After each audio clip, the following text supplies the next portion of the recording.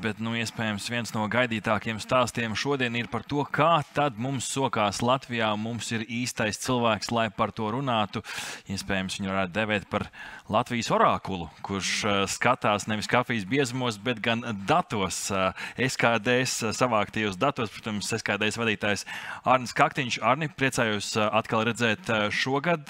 Tāda jau ikgadēja tradīcija, kas laikam nāk par labu tādam skatam uz datiem, vai ne? Ja katru gadu ievācam, tad ir kāds jauns secinājums. Lūdzu. Jā. Ja reiz es esmu šeit, tas nozīmē, ka atkal jau mums ir svaigi aptaujas dati. Tie, kas sekoja pagājušā gada pasākumam, atcerās, es arī rādīju šo to, kādas ir Latvijas iedzīvotāju attiecības ar azartspēlēm, interaktīvajām azartspēlēm un tad kopumā skats uz šo laukumu. Un, mums ir kārtēja aptauja. Daļa satura ir atkārtots, kas nozīmē, ka mums ir iespēja pastīties, kā tad Latvijas sabiedrība, kā tad šīs attiecības ir mainījušās pēdējā gada laikā. Tātad daži vārdi par aptauju. Parasti mūsu standarta 1000 respondentu, tas tāds apaļš skaitlis. Kas svarīgi, tā gan iepriekšējā, gan šī aptauja ir interneta aptaujas. Formāts, vecuma grupa ir mērķa grupa 18–75 gadi. Kā tas mēdz būt internetā, tad pēc kvotu principiem tur cenšamies, cik labi vien spējam uzkonstruēt, lai mums būtu, tā teikt, nacionāla reprezentatīva izlase. Aptaujas laiks šī gada septembris. Un ja mēs ķeramies klāt, tad pirmā lieta, tāpat kā pirms gada, mēģinam ielikt azartspēles mazlietiņu kontekstā ar citām nosacīti problemātiskajām zonām, kur prasījām, kur no šīm atkarībām tad jūsuprāt ir pati lielākā problēma Latvijā. Respektīvi vienatbildes jautājums, jo skaidrs, ka tās visas ir tādas problēma zonas, bet kura tad ir pati ļaunākā? Un te mēs redzam izmaiņas gada laikā, kuras ir, un patiesībā diezgan interesantas. Mēs redzam, ka alkoholisms ir pieaudzējis 2% punktus, un šobrīd jau 53%, tas jau mazliet vairāk kā pusi no Latvijas iedzīvotājiem. Šīs man ir pārsteigums. No 13 uz 18% ir pieaugušas narkotikas, narkotiku lietošana, smēķēšana katrs 10. azartspēles, kā redzat, te mums iznāk topa 4. vietā. Šeit, ja mēs skatītos vienu zīmais komatu, tad azartspēlēm būtu mazliet mazāk nekā smēķēšanai. Viņas tāpēc tā izkārtojās ar, kā redzam, mēram katrs 10. Šeit 1% punkts mazāk. Un datorspēles ir gājušas uz leju. Mazliet vairāki bijuši tie, kas ir noformulējuši savu viedokli. Katrā gadījumā redzam, ka azartspēles šeit tādā sabiedrības uztraukuma topā viņas neiet uz augšu, drīzāk iet uz leju, jo te ir no sabiedrības skata punktu divas krietni briesmīgākas un ļaunākas lietas. Ja mēs ātri šeit ieskatāmies atsevišķās socdem grupās, tad lūk parādās šāda aina. Te lūk ir azartspēles. Kā redzam, tad visās mūsu apskatītajās grupās mums ir kaut kāda stabiņa. Mēs redzam, ka vīrieši biežāk azartspēles ir nosaukuši par pašu lielāko problēmu, salīdzinot ar sievietēm. Mēs redzam, ka te vecuma grupās te mums veidojās tāds kūkums uz 3, 5, 54 gadi, bet citur tur tā nekas būtisks neiezīmējās. Bet dažām citām lietām ir interesanti, kur paskat, ja mēs ņemam alkoholisms, ļoti izteikts vecuma grupas, redzat, kur gados jaunākie, tur 18–44 gadi ir ļoti augsts procenti, kas saka alkoholisms. Gados vecākie savukārt vairāk, tik tā alkoholisms ir lielākiem cipariem, bet tā relatīvi biežāk pirkstu rāda narkotiku virzienā. Un tad datorspēles, protams, tie jaunieši gados jaunākie, kur varbūt ir aktīvāki spēlētāji, tie tur neredz problēmas, ja tur tie vecie saka, izstāstās, datorspēles ir pati ļaunākā problēma. Respektīvi, tas nozīmē, ka viņu prāt tas ir ļaunāk nekā alkoholisms, narkotikas, jo mēs prasījām pati lielākā problēma Latvijā. Varbūt viņi redz tur, ko tur tie bērni, mazbērni dara. Tālāk, prasījām, kā jums šķiet, kura no šīm atkarībām apdraud arī jūs? Respektīvi, pastāv risks, ka noteiktos apstākļos jūs varētu kaut ko tādu iegūt. Un tas pats mums sec ar atkarībām. Jāsaka, gandrīz pusi teica, ka viņiem šķiet, ka nekas vismaz no šī viņus neapdraud. 47%. Bet nozīmē, ka apmēram otra puse vienu vai otru lietu atzīmēja. redzam, apmēram katrs ceturtais saka, ka viņam šķiet, ka smēķēšana, alkoholisms varētu būt problēma. Katram 10. šķiet, ka datorspēles viņu varētu apdraudēt. Parādās arī azartspēles. 7%,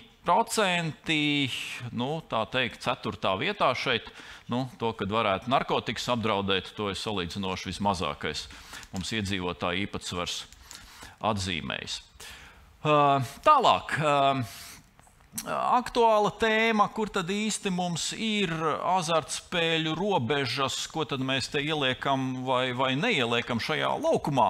Un citu starpā prasījām, vai jūsuprāt tādas loterijas kā Super Bingo, Viking Loto un tam līdzīgas būtu pieskaitāmas pie azartspēlēm, vai varbūt arī nemaz nebūtu. Te mēs redzam, kā to redz Latvijas iedzīvotāji, kur apmēram 2/3 mums saka, ka vai noteikti būtu, ka patiesībā tās arī ir tādas pašas azartspēles kā klasiskās kazino spēles, vai viņi saka, drīzāk būtu. Saliekam kopā, dabūnām apmēram mazliet vairāk pat kā 2/3. Tikai apmēram katrs 4. saka, drīzāk nebūtu, ka vai kad loterijas šīs te, kad tas īsti nav azartspēles, tas ir kaut kas cits. Tad lieta, ko atkārtojām, kur jau pagājušajā gadā dabūjām tādus salīdzinoši interesantus datus, cik lielā mērā Latvijas iedzīvotāji piekrīt apgalvojumam, ka spēlējot apzināti un kontrolēti, azartspēles ir viens no atpūtas un brīvā laika pavadīšanas veidiem, tāpat kā bāra vai diskotēkas apmeklējums. Citiem vārdiem, tas nav nekas īpašs. Tas nav īpaši neizpratnē, par ko te vispār mēs te ņemamies, kāpēc mēs šīs azartspēles kaut kā īpaši izceļam.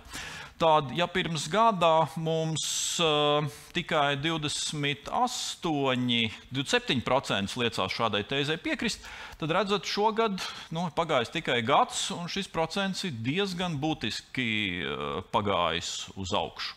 Lūk, te jau 9%, katrs 10. pilnīgi tam piekrīt.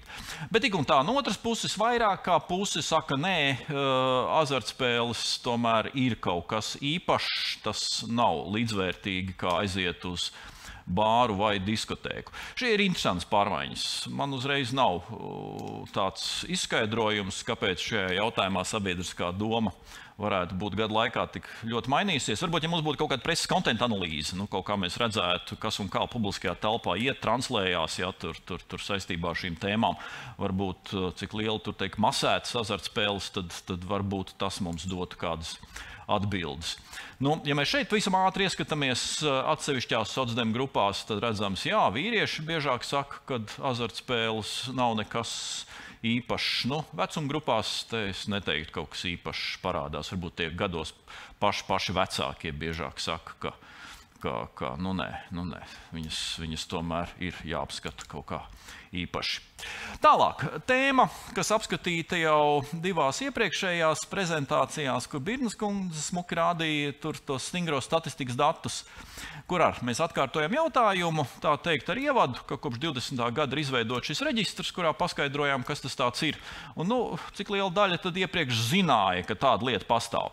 Un kā varat redzēt, tad Latvijas iedzīvotāja informētība gada laikā ir diezgan būtiski pieaugusi. Ja pirms gada tie bija 62%, kas teica, jā, viņi par šito lietu zināja, tad tagad tie ir 72%. Plus 10% punktu, es teiktu, tas ir ļoti, ļoti daudz un tā ir ļoti laba un pozitīva dinamika. Cik daudz ir tādi, kur apgalvo, ka viņi personīgi pazīst kādus cilvēkus, kuri reģistrējušies no azartspēlēm pašatteikušos personu reģistrā. Ja pirms gada tie bija 73%, kas teica, ka viņi nezina, tad tagad 71%. Citiem vārdiem, te mums ir 2% punkti nost. Attiecīgi, tie, kas saka, ka viņi paši ir reģistrējušies, te pirms gada 2% tā atzinās. Tagad tie paši divi te klāt, kas saka, ka viņi pazīst kādus citus.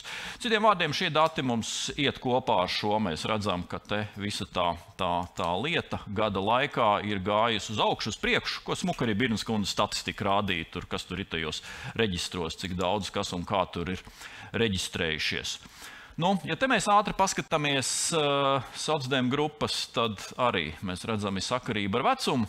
Gados vecākie retāk saka, ka viņi zina, gados jaunākie tā kā biežāk šie stabiņi mazāki, redzam augstāki tie stabiņi, kas saka, ka viņi pazīst kādus citus. Tie, kas saka, ka viņi paši reģistrējušies, redzat, te mums ir diezgan tā līdzena visās socdem grupās.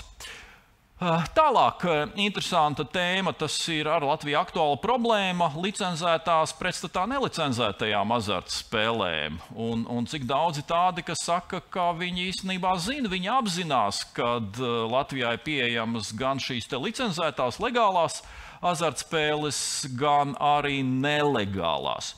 Ja pirms gada tie bija 44%, kas teica, ka jā, mums ir skaidrs priekšstats par to, kas notiek, tad jāsaka, gadu laikā īpaši progresa nav. Jā, te ir 1% punkts klāt, bet atkal, ja skatītos statistiskās kļūdas un tā, tad tur nevar apgalvot, ka tur tiešām kaut kas īpaši ir uzlabojies. Katrā gadījumā nav gājis uz leju, tas gan ir droši. Ja pirms gada bija apmēram pusi uz pusi, tad tas te mums ir uz vietas.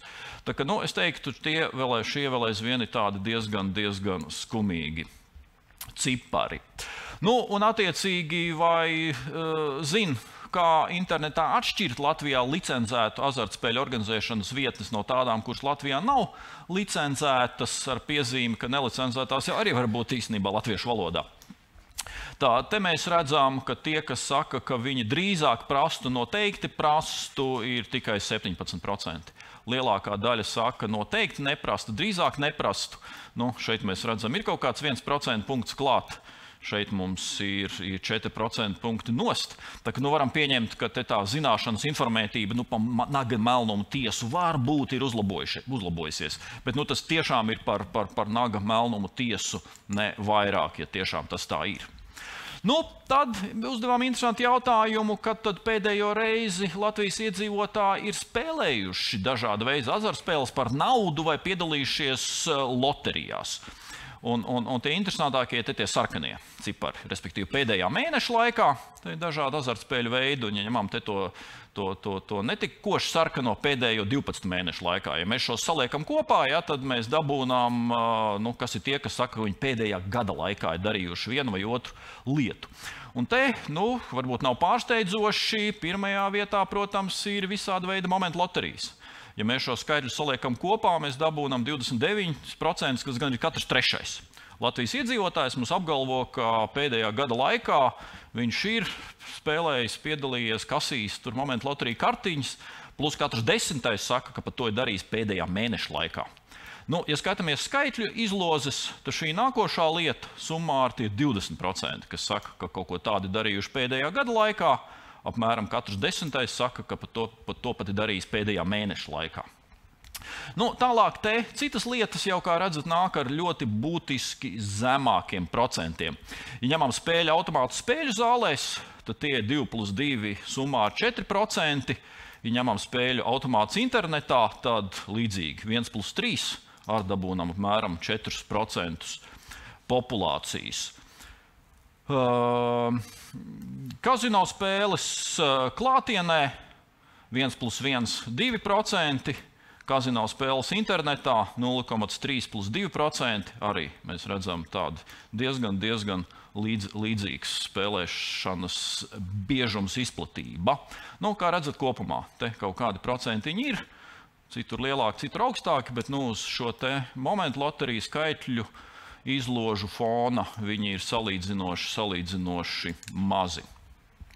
Tālāk, pēdējās pāris bildes. Kā tad pašiem Latvijas iedzīvotājiem šķiet, no kādiem kanāliem tad viņi visbiežāk iegūst informāciju par azartspēļu nozari? Un te pirmajā vietā ļoti pārliecinoši vairāk kā puse mūsu respondenti ir atzīmējuši, ka tas ir dažādi internetu portāli. Un tad jau milzīga atrāviena mūs seko mūsu vecā labā klasiskā televīzija, apmēram katrs trešais, un kam seko sociālie tīkli, apmēram katrs ceturtais. Ir arī citi kanāli, bet, kā redzams, tie ir salīdzinoši jau mazāku minēšanas biežumu.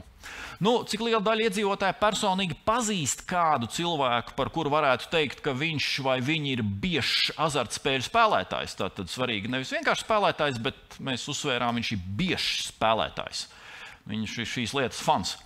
Mēs redzam, apmēram puse Latvijas iedzīvotāji saka, ka viņi zina vismaz vienu Turklāt 29% saka, ka viņi zina pat vairākus, kas ar šo lietu aizraujās. Nu, ņemot vērā, cik daudz pieskaitīja klasiskās loterijas, atgādina, cik daudz liela procentu mēs redzējām, teica, katrs 10. kas spēlē katru mēnesi, ja? Tad es teiktu, šie cipari varbūt nav pārāk pārsteidzoši. Nu, un visbeidzot, kā pašiem cilvēkiem šķiet, kas tad vispirmām kārtām vislielākā mērā veido viņu attieksmi pret azartspēlēm? Nu, lūk, veidojās mums šādas atbildes, šāds tops, kur vispirmām kārtām pirmais lielākais, būtiskākais kanāls ir draugu paziņa, pieredzes stāstītais un tā tālāk. Citiem vārdiem šo ir ļoti būtiski paturēt prātā, jo tāpēc, kad tiek taisīts kampaņas un tu tur kaut ko mēģina, kaut ko tur televīzija, panorāma, kaut ko stāsta vai kaut ko politiķi un tā tālāk, un tu liekas, ja tur izstāstīs to stāstu, tad tur viss atdzirdēs un noticēs. Jā, tam visam ir liela nozīme. Nu, mēs redzam Latvijas masu mēdīju katrs 4. Bet pirmais lielākais puses saka īstenībā draugi, paziņas un tam līdzīgi kanāli. Respektīvi, ne tas, kādā veidā tu vari tur kaut ko sakampaņot, iepijārot. Nu, bet ir arī masu mēdīji, negatīva personīgā pieredze, 14%. To mums no visas mūsu izlases populācijas ir atzinuši. Nu, mēs redzam, kā tas viss tur vizuāli izskatās, spēlē savu lomu. Kinofilms. Nu, pats esmu redzējis nevienu smuku Holivudas produktu, kas rāda visu šo jomu. 13% kaut ko tādu ir atzinuši.